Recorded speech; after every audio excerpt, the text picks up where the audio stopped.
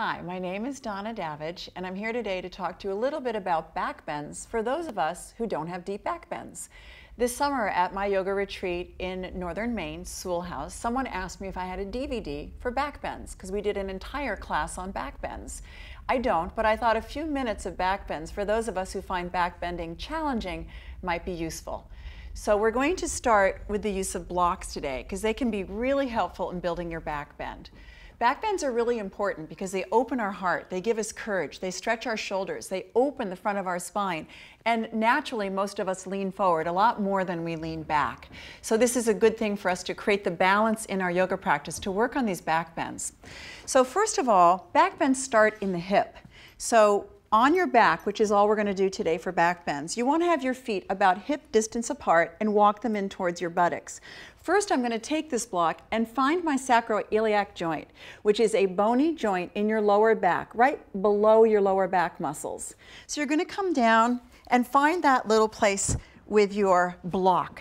You can keep the knees bent, or if you want to stretch this a little bit more, you can straighten the legs. It feels super good because most of us do have a lot of tension in here. So we just let that relax with some nice long, slow, deep breaths through the nose for as long as you'd like. And then we're going to move this up the spine. So next we're going to take this and we're going to place it right between our shoulder blades. You kind of have to find that sweet spot, and then it feels fantastic and works beautifully. So you take this right between your shoulder blades and you lean back. If your head is hanging and it doesn't feel comfortable, you can take your second block and just place it under the head.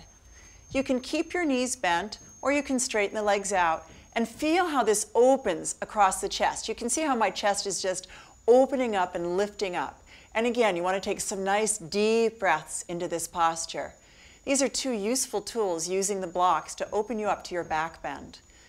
Then we're going to take the blocks away. I'm going to work on our back bend without the blocks. But before we fully get rid of the blocks, we're going to take one block and place it between our thighs to see how it feels to squeeze that block and lift up. So we might just be keeping our back bend here for the rest of our life, and that's fine. But if you can, you're going to work to build that back bend up. And even if you're not a deep back bender, which I'm not either, you can still do this. You bring your elbows in towards the body, you spread your fingers wide, and you inhale to oomph yourself up. Some people exhale, but always stay with your breath. You can go to the top of the head first, and then align your shoulder blades and keep the elbows in, and then inhale and try to straighten the arms as much as you can. Breathing deeply, building your strength, opening your heart, finding a different perspective. Inhale, and as you exhale, bring yourself down. Draw the knees into the chest, and then bring yourself up. After a back bend, it's always good to do a forward bend or a twist. But today I would just like to say thank you for being with me, and I hope you learned something to open up your heart to the courage of a back bend. Have a great day.